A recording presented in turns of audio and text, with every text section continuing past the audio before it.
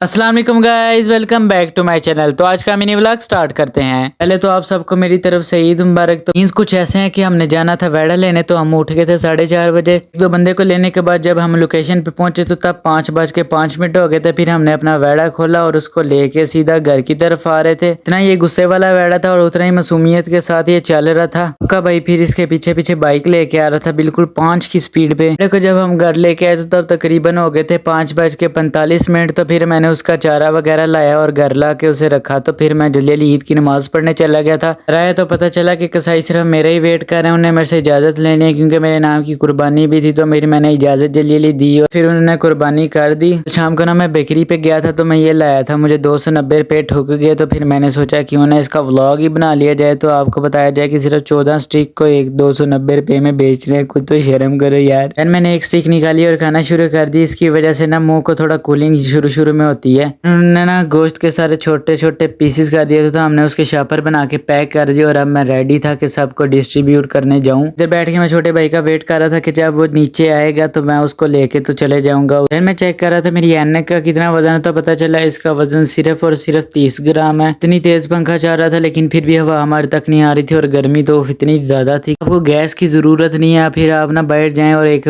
Frying pan लेके उसके अंदर अंडा डाले और उसी टाइम आपको ऑमलेट बन के रेडी हो जाएगा। हम गोश्त देने आए थे तो मैंने छोटे ब्लॉगर को कहा कि मेरे साथ भी एक क्लिप बना रहा था। उसने कहा बना ले भाई, तो मैंने बना लिया। फिर देने के बाद सिर्फ अब हमने एक ही घर में जाना था तो मैं उसकी तरफ चल पड़ा। ये हमने ब्रिज क्रॉस करना था, फिर हमने उसके नीचे से फाटक पार करनी थी, तब जाके आना था। और बाइक चलाते चलाते इतनी ज्यादा धूप थी कि मेरे हाथ ही सारे जल रहे थे और इस वक्त इतने कम बंदे थे कि कोई हिसाब नहीं, बिल्कुल थोड़ी सी तादाद के बंदे थे जिनको कोई काम था। मी की वजह से ऐसा महसूस ही नहीं हो रहा था कि आज ईद है क्योंकि लोग ही नहीं बाहर आए थे और जिधर मैं आया था उधर तो वैसे ही बहुत ज्यादा रश होता है। देखते हैं इसी ब्रिज के नीचे ना मंडी भी लगी हुई थी, रेलवे रोड वाली। देखते हैं आज मंडी में कुछ है कि नहीं। ओके भाई को देख के पता चल गया था इधर ना कोई बंदा ना बंदे की जात। जल्दी कर रहा था ताकि ना जल्दी हम उनको देख के तो फिर हम घर चले जाएं और घर जाके आराम सुकून से घर बैठे हैं। क्रॉस करने के बाद हमने फाटक क्रॉस की और फिर हम पहुंच गए जिधर हमारी लोकेशन थी और उसके बाद हमने उनको दिया और 10-15 मिनट बैठने के बाद फिर हम रवाना हो गए अपने घर की तरफ। घर जाके देखेंगे कि और कोई गोश्त बांटने वाला है कि नहीं। भी अगर ना हुआ तो फिर तो बड़ा मजा आएगा, अगर हुआ तो फिर वो भी बांटने जाना पड़ेगा इतनी गर्मी में। अगर हमें कोई काम ना होता तो हम भी घर बैठ के एंजॉय करते होते। एंजॉय का मतलब आउटिंग नहीं है इधर, एंजॉय का मतलब है कि घर पड़े हम सोए होते हैं या फिर हम अपना रेस्ट कर रहे होते हैं। इतनी जद्दोजहद के बाद जब मैं घर आया तो पता चला कि अब तो तकरीबन सारा गोश्त खत्म हो गया। अब एक दो दोस्त को देना, वो हम चलेंगे। हमको तब तक करते हैं हम रेस्ट और बनाते हैं ट्रांजिशन वीडियो। और ये हमने शुरू की और ये हमने तैयार होके और स्टाइल मारते हुए। और कमेंट में जरूर बताएं कि आपको कैसा लग रहा है और मेरी लुक बताएं कैसी लगी है आज के दिन की ईद का, कैसा मैं नजर आ रहा हूँ। और फिर हमने ना ये स्लोमो स्मूथ स्लोमो लगाया ताकि